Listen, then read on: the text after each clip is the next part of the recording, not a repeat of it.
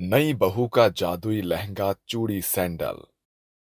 देखो बहन जी, अक्षत मेरा इकलौता बेटा है जिसकी शादी से मेरे आंखों में सैकड़ों अरमान बंधे हैं। वैसे तो आपकी बेटी बानी हमें पसंद है, मगर हमारी कुछ मांगे हैं। दहेज में 2 लाख रुपए कैश, 1 तोले सोने की चेन अंगूठी और मेरे बेटे के लिए एक बुलेट बाइक। और हाँ, बैंकेट हॉल में बारातियों का स्वागत। बस सिर्फ इतना।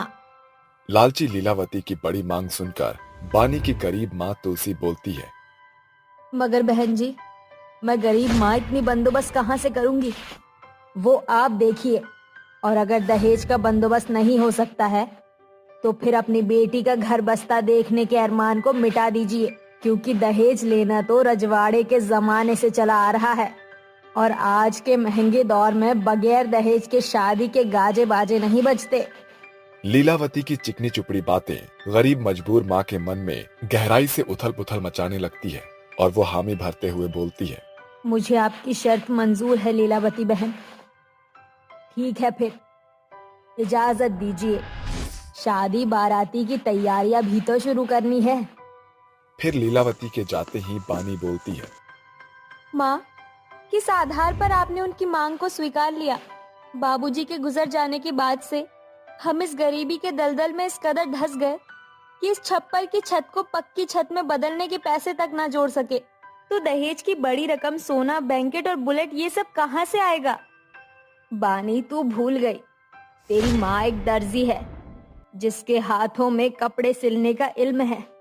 माँ, आप दिन रात कपड़े सिलकर भी दहेज का इतना सब नहीं जोड़ सकेंगी। ये रिश्ता तोड़ दीजिए। बानी अपनी माँ तुलसी को शादी तोड़ने के लिए कहती है, मगर तुलसी इनकार कर देती है। गुजरते समय के साथ शादी का दिन बेहद करीब आ जाता है, मगर दहेज का बंदोबस्त नहीं हो पाता, जिसके बाद तुलसी अपना घर बेचने का मन बनाती है, जिसे सुनकर बानी रोते हुए बोलती है। माँ, मेरी शादी के लिए अगर आप ये घर भी बेच देंगी तो आप कहाँ रहेंगी? तो मैं क्या करूं? सभी रईसों का किवाड़ खटखटा कर देख लिया, कोई भी मुझे कर्ज देने को राजी नहीं। साथ ही सूदखोरों ने भी अपने हाथ खड़े कर दिए हैं। फिर तेरी शादी को कुछ दिन है, ऐसे में घर बेचने के सिवा कौन सा राह बचा है? एकाएक बानी की आंखों के सामने अपने घर की बोली लगने की छवि छिटक पड़ती है और वो रोते बिलखते हुए जंगल के बीच खड़े एक बड़े से पेड़ के नीचे बैठ जाती है। उसकी आंखों में ठहरे आंसू संभाले नहीं संभल रहे थे। तभी उस पेड़ के अंदर से एक सुंदर युवती उसके सामने प्रकट होती है, जिसके चेहरे पर एक बड़ा तेज चमक रहा था। चुप हो जाओ बानी, तुम मेरा नाम कैसे जानती हो? मैं माँ पार्वती की सेविका हूँ, जिसे माँ पार्वती ने पृथ्वी के इस पेड़ में बसेरा दिया है। पर तुम क्यों परेशान हो? मेरी माँ एक गरीब दर्जी है। पिताजी के जाने के बाद उन्होंने मुझे अकेले ही पाला पोसा, और अब मेरी शादी के लिए वो घर बेच रही है और मैं कुछ नहीं कर पा रही। बानी की परेशानी जानकर वो सेविका उसे जादुई लहंगा, चूड़ी और सैंडल देते हुए कहती है।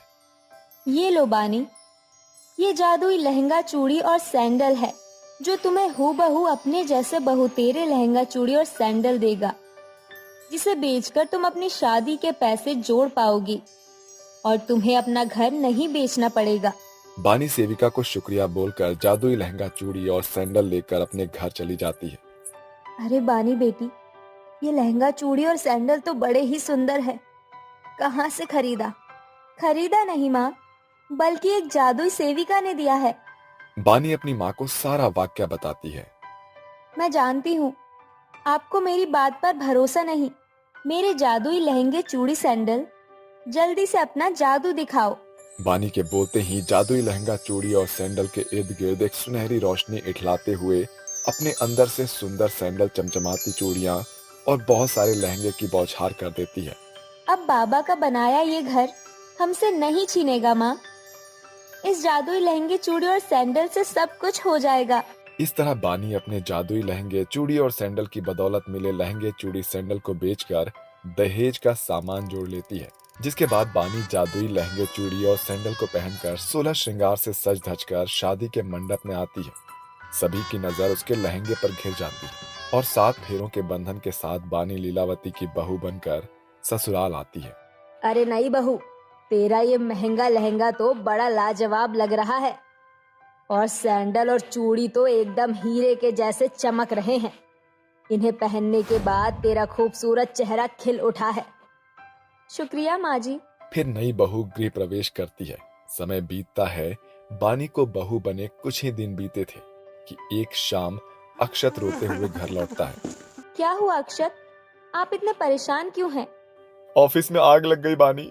बहुत सारे वर्कर जलकर खाक में मिल गए। सब खत्म हो गया। अब ये घर बार बेचकर मृत लोगों का मुआवजा भरना होगा। हम सड़क पर आ गए। बेटे के बहते आंसू देखकर सास अपनी नई बहू को बदले हालातों का कसूरवार ठहराते हुए कहती है, बेड़ा गर्क हो इस नाशपीटी नई बहू का। इसके पांव पड़ते ही मेरा घर बर्बाद हो गया। अपने ससुराल के बिगड़े हालातों को देखकर नई बहू अपने जादुई लहंगा, चूड़ी और सैंडल का राज अपने सास से बताती है। सासू माँ, अगर आपको सचमुच ऐसा लगता है कि मुझ बहू के आ जाने से इस घर में बदहाली आई है, तो अब मैं अपने इस जादुई लहंगा, चूड़ी और सैंडल से इसे बदलूंगी। ऐ मेरे जादुई चूड़ी, सैंडल, लहंगे, मुझे बहुतायत लहंगा, चूड़ी और सैंडल दो। नई बहू के ऐसा बोलते ही तीनों जादुई लहंगा, चूड़ी और सैंडल के ऊपर एक सुनहरी तेजोमय रोशनी मंडराने लगती है और देखते ही देखते बहुत सारे लहंगे, चूड़ी, सैंडल की बौछार लग जाती है। अरे ये कैसा अलबेला लहंगा, चूड़ी और सैंडल है जो अपने अंदर से जादुई जेरॉक्स कॉपी करता है। माँ जी, यही इसका जादू है। अक्षत, तुम सरकार से मोहलत की मांग करो।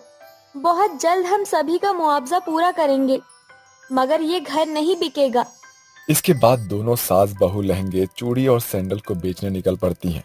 सुंदर सुंदर लहंगे ले लो, सस्ते लहंगे ले लो। अरे नई बहू, ऐसे नहीं, ऐसे बुला। आओ आओ बहनों, आ गया बाजार में लखनऊ का महंगा लहंगा, सस्ते दाम में, जिसमें चूड़ी और ब्रांडेड सैंडल भी शामिल है। आ गया है बम्पर धमाका। लीलावती के बुलाहट सुनकर बहुत सारी लड़कियां भागती हुई वहां चली आती हैं और देखते ही देखते उनका लहंगा, चूड़ी और सैंडल बिक जाता है। ऐसे ही हर दिन जादुई लहंगा, चूड़ी और सैंडल से खूब कमाई करने लगते हैं और बीतते वक्त के साथ उनके पुराने दिन फिर वापस आ जाते हैं, जिसके साथ सास का मन भी बदल जाता है।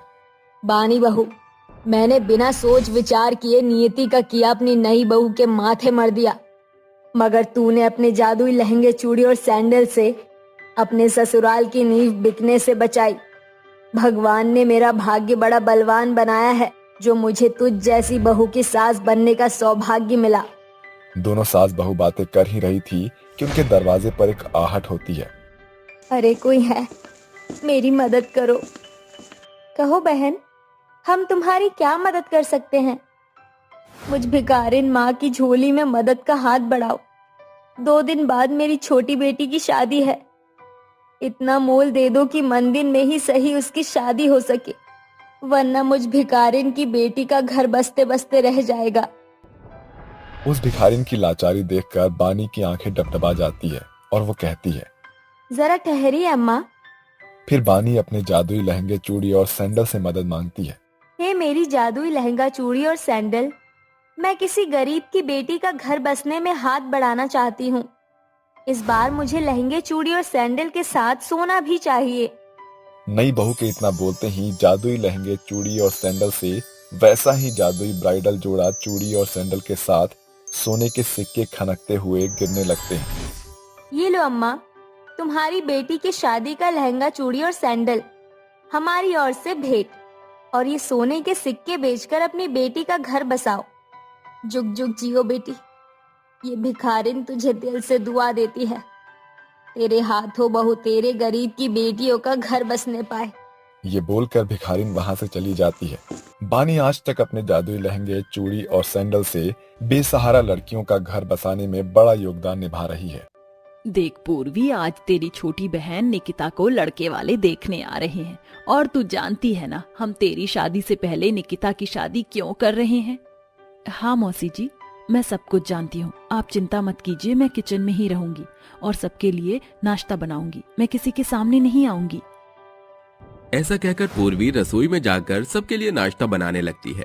वहीं दूसरी तरफ ललिता मेहमानों के साथ बातें करने लगती है। देखिए, हमारी निकिता बहुत सुंदर और सुशील है, आपको ऐसी लड़की कहीं नहीं मिलेगी। अरे बहन जी, ये सब तो ठीक है, लेकिन आपकी बेटी है कहाँ, जरा उसे बुलाइए तो सही। तभी निकिता चाय की ट्रे लेकर आती है और सबको चाय देती है। ये लो, आपने नाम लिया और मेरी बेटी आपके लिए चाय लेकर आ गई। ये देख लो, यही है मेरी बेटी। निकिता को देखकर शांता खुश हो जाती है, जिसके बाद वो उसे अपने पास बैठाती है और उससे कहती है, अरे अरे बेटा, यहाँ बैठो जरा, मैं थोड़ी तुमसे बात तो करूं। शांता निकिता से बातें करने लगती है, जिसके बाद शांता ललिता से कहती है, देखिए, मुझे आपकी बेटी तो पसंद है, लेकिन मेरे बेटे का भी लड़की को पसंद करना बहुत जरूरी है। क्या मेरा बेटा राहुल निकिता से थोड़ी देर अकेले में बात कर सकता है? हाँ हाँ, क्यों नहीं। जाओ बेटा, राहुल को अपना कमरा दिखा लाओ। क्या आप मुझे पहले वॉशरूम का रास्ता दिखा सकती हो? हाँ हाँ, क्यों नहीं, चलिए। निकिता जैसे वॉशरूम में ले जाने लगती है, तभी राहुल की नजर रसोई की तरफ पड़ती है, जहां पूर्वी रसोई में खाना बना रही थी। राहुल उसे एक नजर देखकर देखता ही रह जाता है। वहीं दूसरी तरफ निकिता राहुल से कह रही होती है, देखो, अभी तो मैंने तुम्हारे सामने साड़ी पहनी है, लेकिन मुझे ये साड़ी और सूट बिल्कुल भी पसंद नहीं है। और मुझे घूमने का बहुत शौक है, लेट नाइट पार्टी भी करती हूँ, तो मुझे इन सब चीजों में रोक भी नहीं चाहिए। और हाँ, जॉब करते हो तो इसका मतलब ये नहीं कि तुम मुझे वीकेंड की छुट्टियों पर घुमाने नहीं लेकर जाओगे। अगर ये सारी चीजें मंजूर हैं तो मैं तुमसे शादी करूंगी। ये सब सुनने के बाद राहुल को बहुत गुस्सा आता है और वो निकिता का हाथ पकड़कर उसे सबके सामने ले आता है। मैंने एक फैसला लिया है, मैं निकिता से शादी नहीं करूंगा। लेकिन बेटा, तू ऐसा क्यों करना चाहता है? क्योंकि मुझे निकिता से ज्यादा वो लड़की पसंद आई है जो रसोई में खाना बना रही है।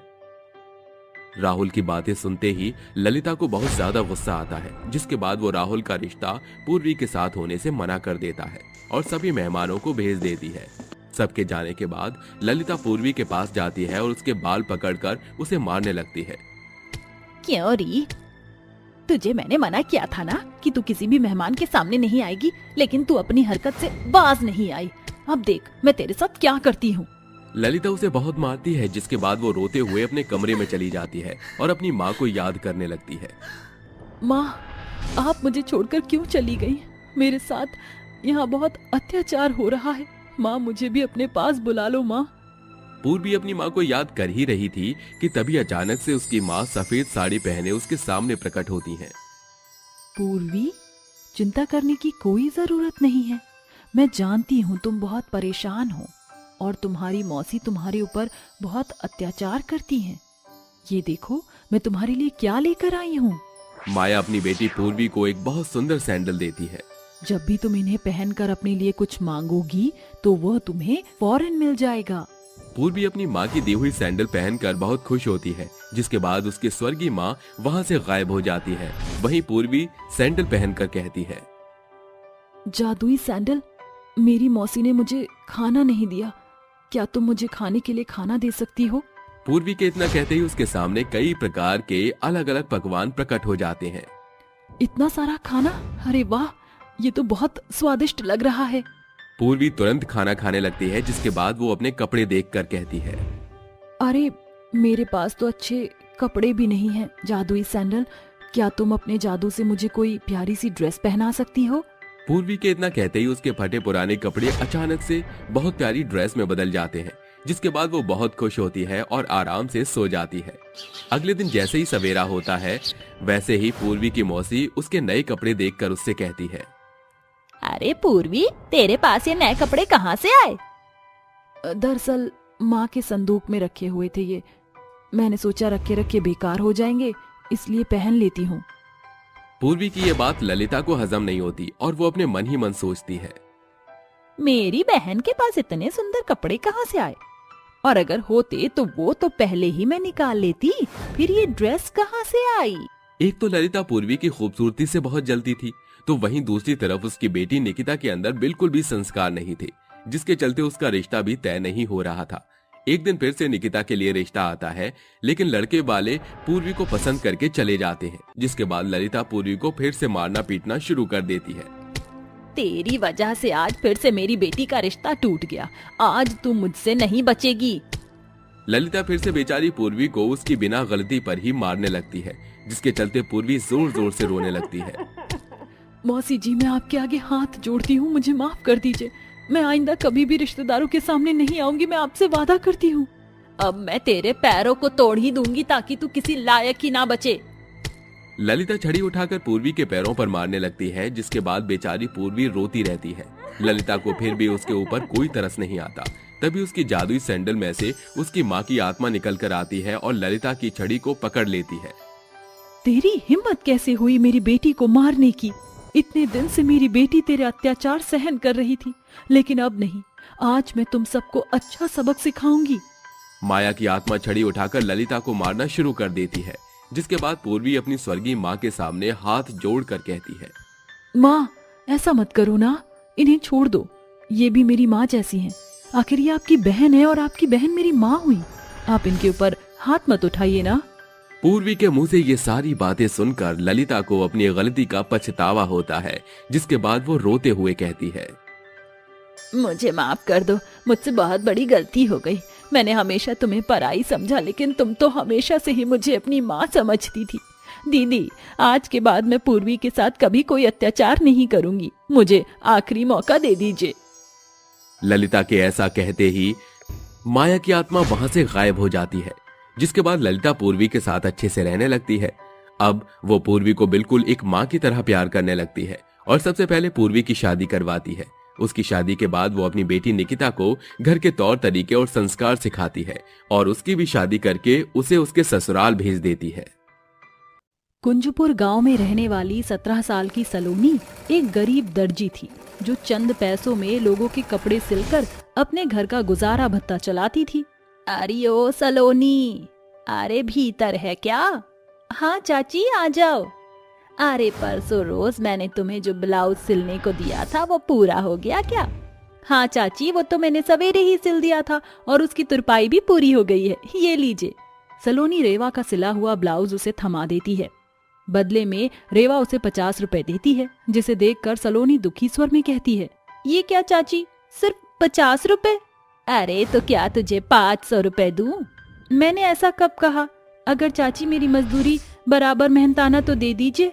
आपको पता है बाजार में एक ब्लाउज की सिलाई के लिए दर्जी 200 रुपए से एक दाम भी कम नहीं लेते। फिर आपका ब्लाउज अस्तर वाला था, ऊपर से गले की बारीक बनावट, इसे सिलने में मैंने पूरा दिन बिताया है। अरे तो क्या पूरे दिन के पैसे मुझसे ही वसूलेगी? देख सलोनी, ये देहात है, ये तेरे जैसे नत्थू गहरे दर्जियों की कमी नहीं है। 50 रुपए से एक पाई ज्यादा नहीं दूंगी। सलोनी रेवा के मक्खर पने को जानती थी, इसलिए वह चुप हो गई। रेवा भी वहां से रुखसत हो गई। तभी उस गरीब दुखियारिन दर्जी की आंखें डबडबा जाती हैं और वह दीवार पर टंगी अपनी माँ की तस्वीर को निहारती हुई कहती है, माँ, आप क्यों मुझे अनाथ छोड़ गई? अगर मुझ बदनसीब बहन के कंधे पर भाई का भार ना होता तो मैं आपके पास चली आती। अभी सलोनी ऐसा कह रही थी कि देर दोपहर उसका नन्हा भाई रुपेश बस्ता टांगे भीतर आता है। जीजी, मैं घर आ गया। अपनी दर्जी बहन की भीगी आंख देखकर रुपेश उसका चेहरा पढ़कर कहता है, जीजी, आप रो रही थी ना? जीजी, देखना एक दिन आपका भाई बड़ा अफसर बनेगा और अपनी दर्जी बहन का नाम ऊंचा करके दिखाएगा। मेरे भाई, मुझे भरोसा है। अब चल खाना खा ले, जीजी ने आज खिचड़ी बनाई है। माता पिता का साया तो सलोनी के सर से सालों पहले ही छिन चुका था, जिस कारण सलोनी को बेहद कच्ची उम्र में अपने भाई के जिम्मेदारियों का भार अपने कंधे पर उठाना पड़ा। उसने अपने हाथों के हुनर से दर्जी का काम शुरू तो किया, मगर गांवगन उस गरीब दर्जी बहन की दुखती रग से वाकिफ थे, इसलिए उसे कम दाम देकर बढ़ चढ़कर बनावट वाले कपड़े सिलवाते। समय बीतता जा रहा था, मगर सलोनी की आर्थिक स्थिति संवरने की बजाय बिगड़ती जा रही थी। एक रात वह सिलाई मशीन पर कपड़े सिल रही थी कि उसके हाथ रुक जाते हैं। दिन रात आंखें गड़ाकर मैं कपड़े सिल रही हूँ, मगर आमदनी अठन्नी और खर्चा रुपया वाला हाल है। रुपेश अब बड़ी क्लास में प्रवेश पा चुका है, उसकी स्कूल फीस, घर के खर्चे, ये सब कैसे पूरा होगा? जी तोड़ मेहनत के बावजूद विशेष कमाई नहीं। ऐसा सोचते सोचते ही सलोनी ऊँघते हुए सिलाई मशीन पर सर रखकर सो जाती है। तभी उसे अपनी माँ ममता का स्वप्न दर्शन मिलता है। जागो सलोनी। माँ, आप? माँ, आपकी बेटी कांटों का जीवन जीते जीते उकता गई है। हालत ने मुझे दर्जी बना दिया, फिर भी दुख की बदरा छटने की बजाय और ज्यादा गाढ़ी होती जा रही है। जानती हूँ बेटी, मेरी बात गौर से सुन। घर के भीतर तुझे एक छोटा सा दरवाजा दिखेगा, उसे खोलकर तू तहखाने में पहुंच जाएगी। वहाँ एक बक्सा है जिसके अंदर 3 जादुई लहंगे, सैंडल और चूड़ी मिलेंगी। उसे तू अपना रोजगार बना लेना। वह अपने अंदर से लहंगा, चूड़ी और सैंडल देंगी। इसी के साथ वह दर्जी सपनों की दुनिया से बाहर आ जाती है। सुबह की किरण फूट पड़ी है। माँ कहती थी कि पौ फटने के पहले किरण के साथ देखा सपना सच होता है। इतना बोलकर सलोनी झटपट से उसी तहखाने में पहुंचती है जहां उसे संदूक में लाल रंग का चमचमाता हुआ लहंगा, चोली, लाल रंग का सुंदर सा सैंडल और लाल रंग की चूड़ी का बंडल मिलता है। माँ के कथन अनुसार यह 3 लहंगा, चूड़ी और सैंडल मिल तो गई, मगर ये जादुई है भी या नहीं, ये जानने के लिए इसे कुछ मांग कर देखना पड़ेगा।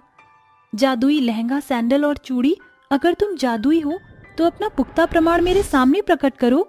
इसके बाद उस तीनों जादुई लहंगे, जादुई चूड़ी और सैंडल तेजों में सुनहरी किरण में घिर जाती है और उनमें इंसानी अक्ष कायम हो जाते हैं। जिसके बाद जादुई लाल लहंगा अपने भीतर से चमचमाते लहंगा चुन्नी और लाल चूड़ी अपने भीतर से चूड़ियों की बौछार लगा देती है। साथ ही जादुई सैंडल भी अपने अंदर से कई सारे लाल सैंडल निकालती है। ये तो सचमुच जादुई लहंगा, चूड़ी और सैंडल है। अब इन्हें बेचकर मैं अपने और अपने भाई को गरीबी से उभार सकती हूँ। सलोनी उन सैंडल, लहंगा और चूड़ी को लेकर बाजार में बेचने पहुँच जाती है। आओ आओ लोगों, आ गया है सुंदर सुंदर लहंगा, एकदम सस्ते दाम में, साथ में चूड़ी भी है और सैंडल भी, केवल 1000 रुपए में। इतना कम दाम सुनकर दूर खड़ी जानवी नाम की एक लड़की कहती है, क्या सचमुच ये शादी का जोड़ा और ये सैंडल, चूड़ी सिर्फ 1000 में है? मगर बाकी दुकानदार तो केवल ऐसा ब्राइडल लहंगा 10,000 के पार बेच रहे हैं। फिर तुम इतना महंगा लहंगा सस्ते में क्यों बेच रही हो? अरे तो माम खाओ होने वाली दुल्हन, गुठलियां मत गिनो।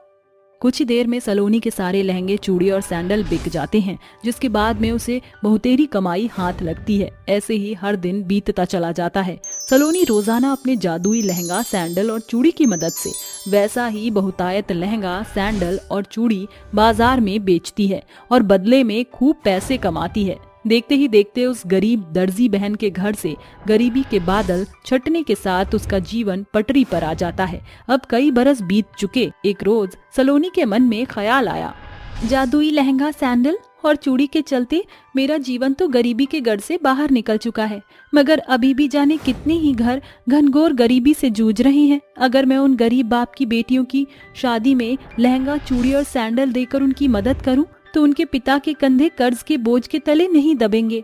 मेरे जादुई लहंगे, सैंडल और चूड़ी मदद का हाथ बढ़ाओ ताकि मैं गरीब दुल्हनों की मदद कर सकूं।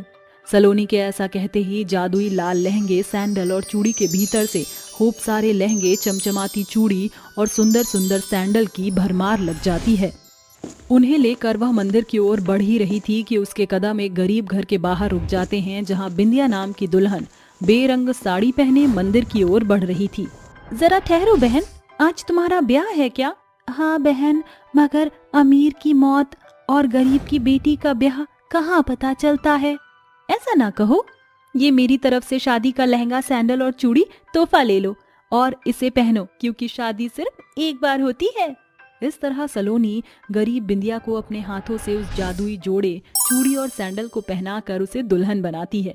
ऐसे ही समय बीतता है और आखिरकार रूपेश IAS बन जाता है।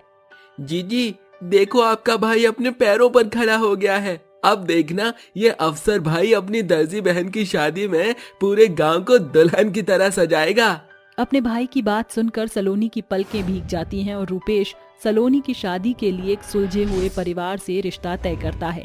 आंखों में सैकड़ों अरमान संजोए सलोनी जैसे ही अपने जादुई लाल लहंगे के जोड़े, चूड़ी और सैंडल को पहनती है, उसका तन तेजों में कंचन किरण से तर हो जाता है, जिसके बाद उसका मुंह 16 श्रृंगार से सजाकर आप रूपी निखर जाता है।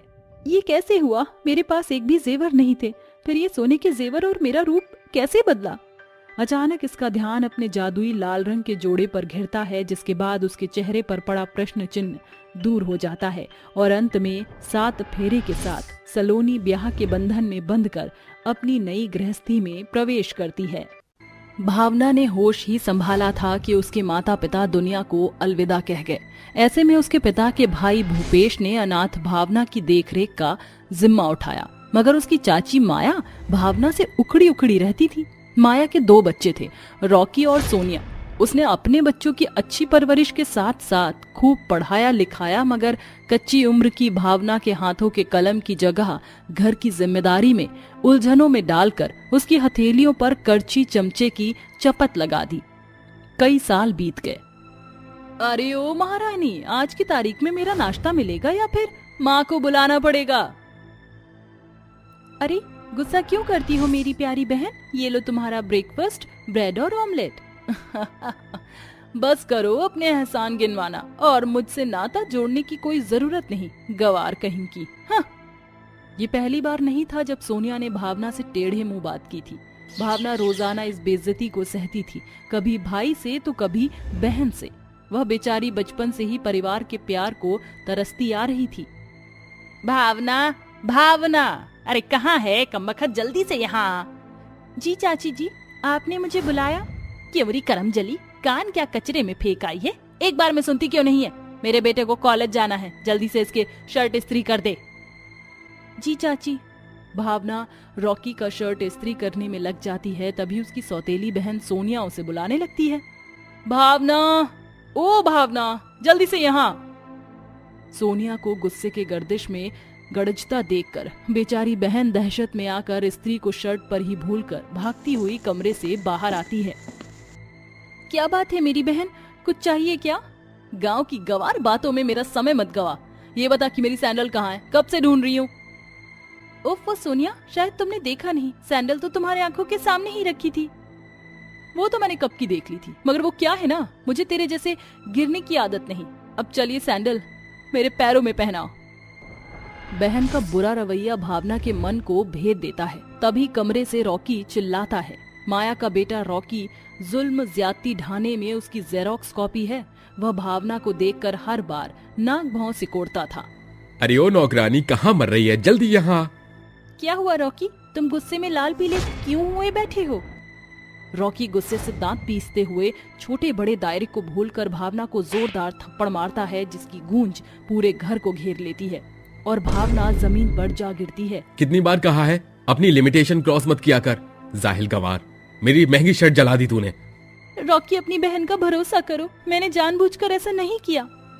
बहन माय फुट, मेरी न सिर्फ एक बहन है सोनिया, तू मेरी सो कॉल्ड सौतेली बहन या फिर यूं कहूं बॉडम बहन है, जिसकी कीमत कचरे में बिकने वाले भंगार भर की भी नहीं, समझी न? आइंदा मेरे कमरे के आसपास भी भटकती दिखी ना तो भूत बना दूंगा। हर बार भाई बहन की जिल्लत सहने के बाद भी उस बहन की आंखों में बंधी आस की लौ बुझने का नाम ही नहीं ले रही। समय बीतता गया और माया के पास एक ऐसा रिश्ता पहुंचा जिनकी मांग में दूर दूर तक दान दहेज का नाम नहीं था। माया ने अपने स्वार्थ साधते हुए शारदा के बेटे राजीव से भावना की शादी कर दी। बहू बनकर आई भावना के मन में बड़ी बेचैनी उथल पुथल मचा रही थी। पता नहीं मेरे ननद और देवर के तेवर कैसे होंगे। ससुराल में स्नेह की आस लगाना बेकार है, क्योंकि जब मेरे सगे भाई बहन के लिए मैं एक नौकर और गवार के सिवा कभी कुछ ना बन सकी, तो फिर देवर और ननद मेरे भाई बहन क्या ही बनेंगे। आजा बहू, तेरे ननद और देवर तुझसे मिलने को बेताब बैठे हैं। हेलो भाभी, मैं हूँ आपका देवर, क्या आप मेरी दोस्त बनेंगी? नहीं दक्ष भैया, भाभी सिर्फ मेरी सहेली बनेंगी, समझे आप? आइए भाभी, मैं आपको कमरे में ले चलती हूँ। अपने ननद और देवर का सुलझा स्वभाव भावना की आंखों में समा नहीं पा रहा था, क्योंकि उसे खुद के भाई बहन से मिले जिल्लत ने मन ही मन तोड़ कर रख दिया था। अगली सुबह भावना जल्दी जागकर जैसे ही कमरे से बाहर आती है तो उसे रसोई घर से बर्तन बजने की आहट आती है। ये इतनी भोर सवेर रसोई में कौन है? अरे निम्मी, आप ये क्या कर रही हैं? गुड मॉर्निंग मेरी प्यारी भाभी। मैंने तो सोचा था कि सारा काम करके आपको सरप्राइज दूंगी, मगर मुझे क्या पता है कि भाभी के सामने यूं मेरा भांडा फूट जाएगा। अपनी ननद की बचकानी बात सुनकर भावना जोर से हंस पड़ती है। अरे वाह भाभी, आपकी स्माइल तो बड़ी प्यारी है। पता है, जब आप मुस्कुराती हैं तो ऐसा लगता है मानो चांद की चांदनी आपके चेहरे पर छिटक पड़ी हो। अपनी ननद के मुंह से खुद की सराहना सुनकर भाभी के मन में खुशी के आंसू झिलमिला उठते हैं, क्योंकि अपने भाई बहन के लिए तो उसको उपाधि में गवार और नौकर का नाम मिला था। शुक्रिया मेरी प्यारी ननद। चलो अब मैं आ गई हूँ ना, तो तुम्हें काम करने की कोई जरूरत नहीं। भाभी के रहते ननद काम करे, ये अच्छा थोड़ी ही लगता है। अरे ननद ना सही तो अपनी छोटी बहन समझ लो। अब मैं बर्तन मांज देती हूँ, आप नाश्ता बना दीजिए। अपनी ननद का मधुर स्वभाव भांपकर भावना मन ही मन भगवान का शुक्रिया अदा कर रही थी। शुक्रिया भगवान, मुझे बहन से बढ़कर ननद और भाई से बढ़कर देवर देने के लिए। आज तूने बरसों की खुशियां एक झटके में मेरी झोली में डाल दी। दिन ढलता है और देखते ही देखते शाम हो जाती है। तभी दक्ष दफ्तर से घर में दस्तक देता है। भाभी आप कहाँ हैं? क्या बात है देवर जी, आज आप बड़े खुश लग रहे हैं। कोई लॉटरी हाथ लग गई है क्या? नहीं मेरी प्यारी भाभी, मुझे मैनेजर की पोस्ट मिल गई। You are lucky for me. ये लीजिए अपने देवर के इस नए पद की पहली मिठाई, आप खाइए। अरे ये क्या देवर जी, पहले माँ जी को मिठाई खिलाइए फिर मुझे। माँ जी इस घर की बड़ी हैं। अरे बहू, उम्र से ये कोई छोटा बड़ा नहीं होता। खा ले अपने देवर के हाथों मिठाई, वरना ये जिद करता रहेगा। दक्ष अपनी भाभी को मिठाई खिलाता है। कुछ ही दिनों में भावना अपनी ननद देवर के साथ इस कदर घुल मिल गई कि उसकी दुनिया उसके ससुराल तक ही सिमट कर रह गई। भावना भाई बहन से बढ़कर मिले ननद देवर के लिए निश दिन भगवान का शुक्रिया अदा करती। शुक्रिया भगवान, मुझे स्वर्ग से सुंदर ससुराल देने के लिए, एक ऐसी ननद देने के लिए जो मेरे लिए बहन और सहेली दोनों है, और मेरे देवर जी की दोस्ती तो सगे भाई से बढ़कर है। दिन बीतते हैं और कुछ ही महीने में बहू का जन्मदिन आता है। तभी रात के 12 बजते ही दक्ष और निम्मी और शारदा बहू के कमरे में आते हैं। Happy birthday to you, happy birthday to you, happy birthday dear भाभी। निम्मी, दक्ष, तुम मेरा जन्मदिन कैसे जानते हो? मैंने तो तुम्हारे सामने कभी जिक्र भी नहीं किया। भाभी जरूरी नहीं हर चीज पूछकर पता चले।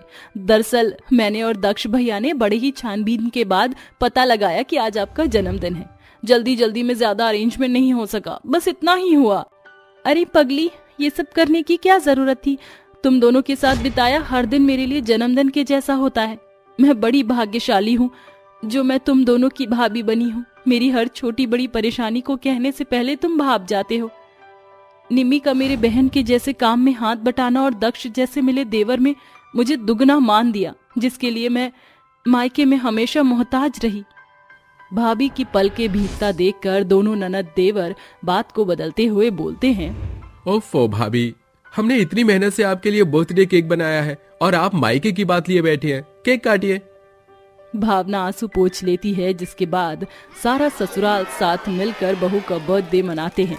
कड़वा कथन है, मगर कभी कभी खून के रिश्तों का मोल दिल से बंधे रिश्तों की डोर के आगे फीका पड़ जाता है। रात का समय होता है। गांव के सभी लोग अपने घरों में आराम से सो रहे होते हैं। आधी रात के समय एक सुनसान सड़क पर एक हीटर जल रहा होता है। तभी उस सड़क से एक आदमी गुजर रहा होता है।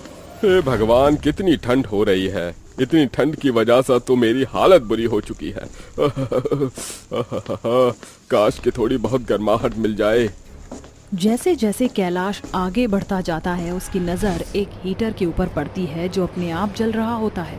अरे वाह, इतनी रात के समय ही हीटर कैसे चल रहा है? लेकिन इसका तो कहीं पर तार भी नहीं है। उसकी गर्माहट को देखकर कैलाश थोड़ी देर उसके पास ही बैठ जाता है, जिसके बाद वह अपने आप से कहता है, अरे वाह, क्या बात है, कितना सुकून मिल रहा है इस गर्माहट के साथ। लेकिन मुझे तो एक बात समझ ही नहीं आ रही कि बिना तार के ये हीटर चल कैसे रहा है। कहीं ये हीटर ऑटोमेटिक तो नहीं है? कैलाश उस हीटर के आसपास देखने लगता है, लेकिन उसे उसका तार कहीं भी नजर नहीं आता।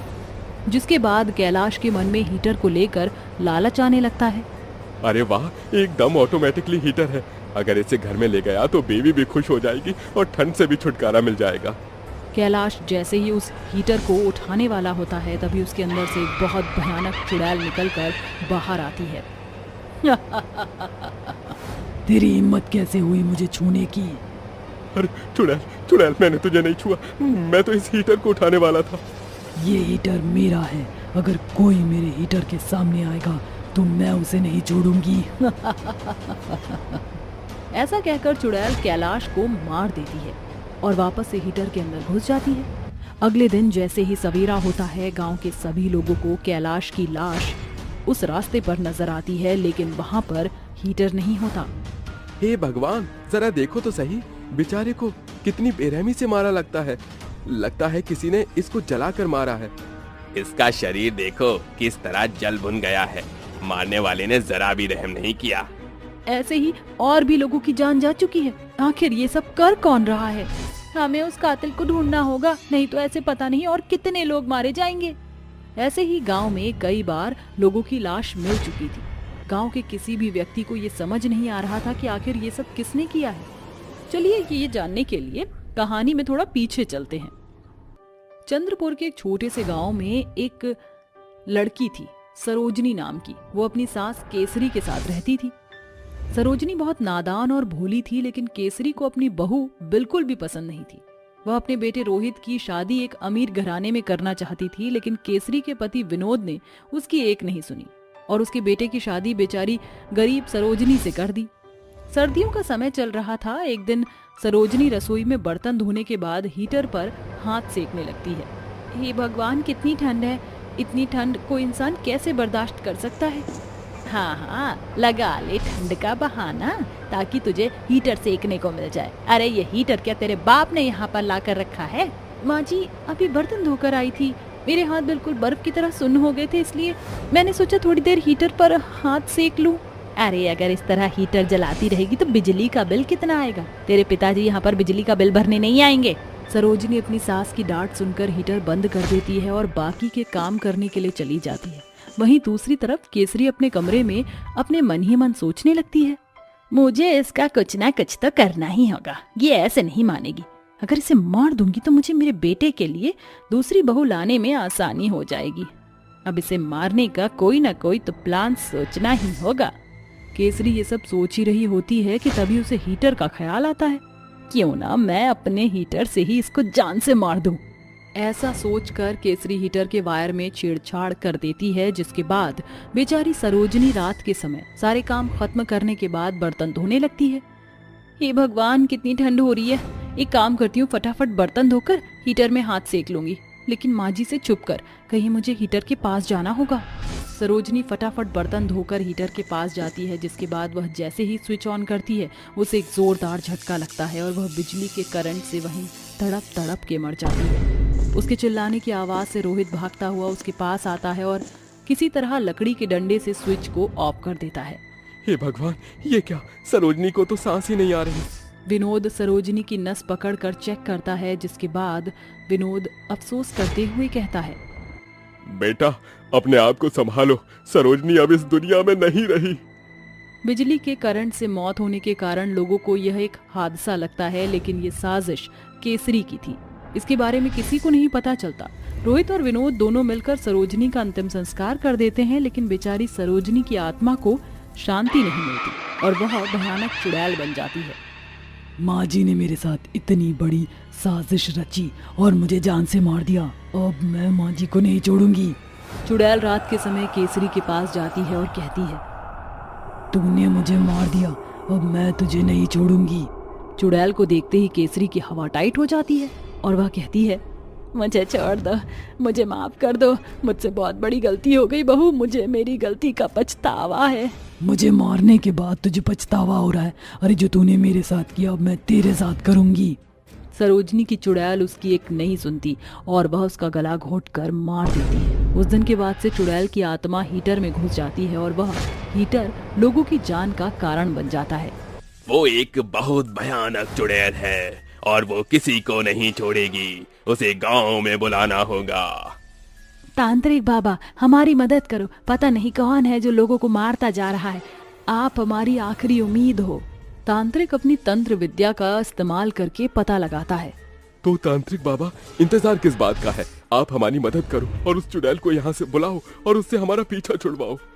तांत्रिक गांव वालों की मदद करने के लिए तैयार हो जाता है, जिसके बाद वह गांव पहुंचकर अपनी तंत्र विद्या का इस्तेमाल करता है और एक मंत्र का जाप करता है। ओम ह्रीं क्लीं चामुंडाय विचे नमः, ओम ह्रीं क्लीं चामुंडाय विचे नमः। तांत्रिक के मंत्रों के द्वारा उसके सामने चुड़ैल का हीटर प्रकट होता है, जिसके अंदर से चुड़ैल निकल कर आती है।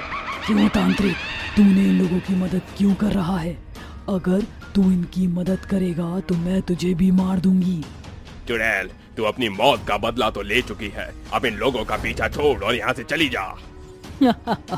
तांत्रिक, मैं यहाँ से कहीं नहीं जाऊंगी, तुझे जो करना है तू कर ले। चुड़ैल की बात सुनकर तांत्रिक को बहुत गुस्सा आता है, जिसके बाद वह चुड़ैल और उसके हीटर के ऊपर पवित्र गंगा जल छिड़क देता है, जिसकी वजह से चुड़ैल जलकर राख हो जाती है। उस दिन के बाद से गांव के ऊपर से चुड़ैल का साया हमेशा हमेशा के लिए खत्म हो जाता है।